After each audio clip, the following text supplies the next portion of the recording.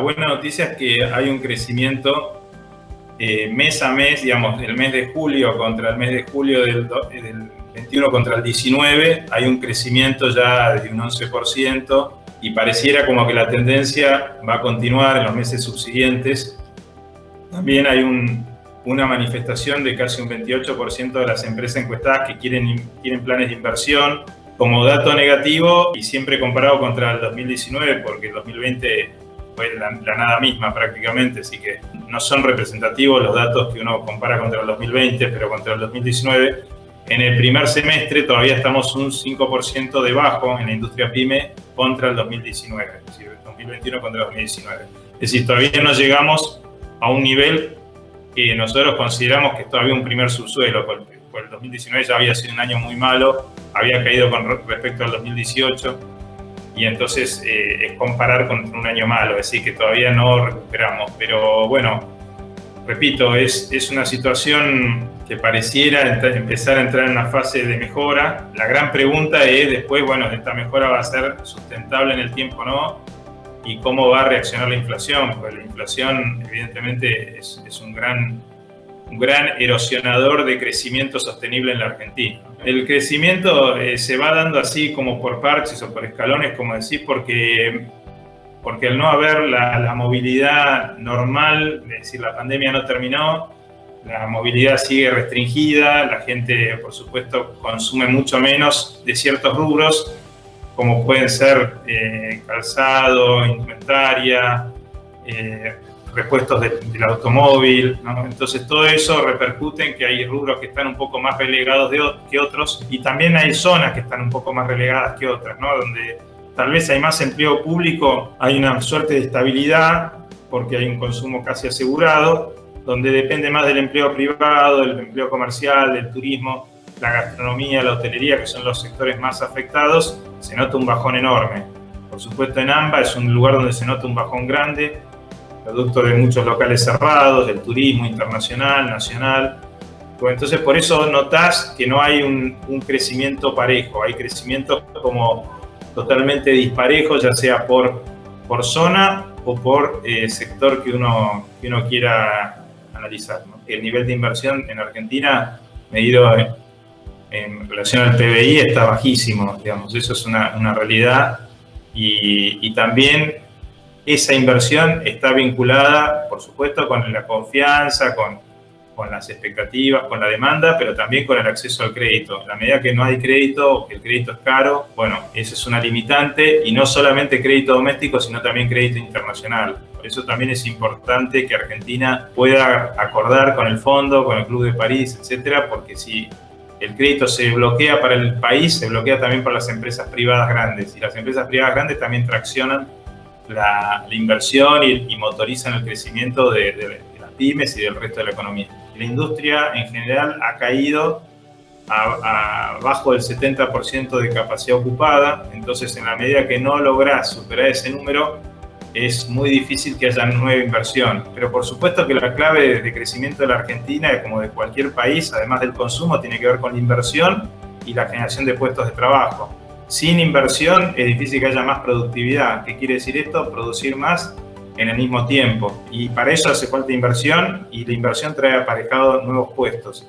Pero bueno, eso es justamente lo que va a faltar de acá para adelante. Probablemente, imagino que si la recuperación económica continúa, la fase que debería venir debería estar vinculada con ese punto. Hemos pasado una situación muy traumática de todo este año y medio, desde que arrancó la pandemia, donde nos encontraba ya con las defensas muy bajas, y a pesar de que ahora hay un leve crecimiento frente al mismo mes del año 2019 y un crecimiento importante sobre el 2020, todavía se ve una situación de inestabilidad, una situación donde no está terminada la pandemia, donde no está terminada la vacunación, donde no se sabe si puede venir una nueva cepa fuerte como la Delta, y además en un año electoral. Es decir, hay una gran cantidad de factores que generan incertidumbre, y eso genera una suerte de sensación de inseguridad en muchos empresarios. A eso hay que agregar el tema de la industria del juicio, el tema laboral, que sigue siendo un tema que preocupa, y que ha crecido también en el último tiempo bastante.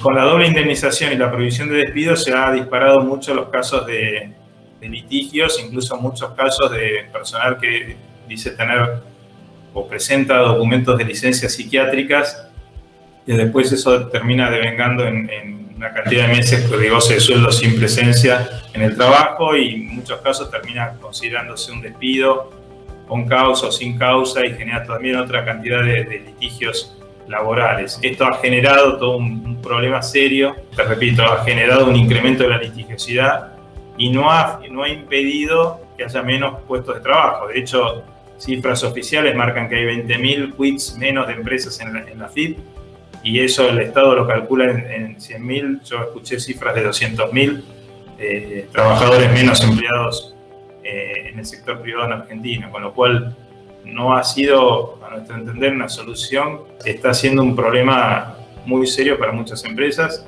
esta situación.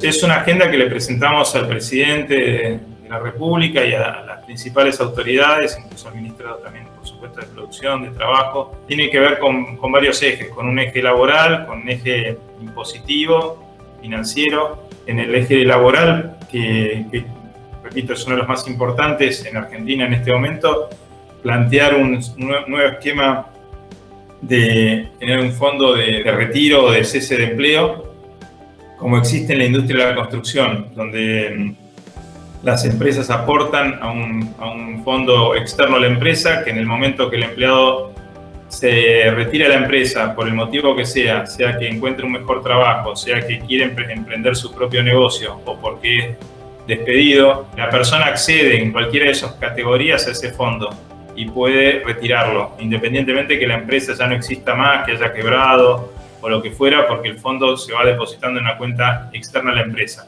Ese fideicomiso, a su vez, ayuda a generar créditos para reactivar el consumo, la inversión y la generación de nuevo empleo. Invierte en ese tipo de instrumentos. A nosotros nos parece que eso ayudaría mucho a bajar la litigiosidad.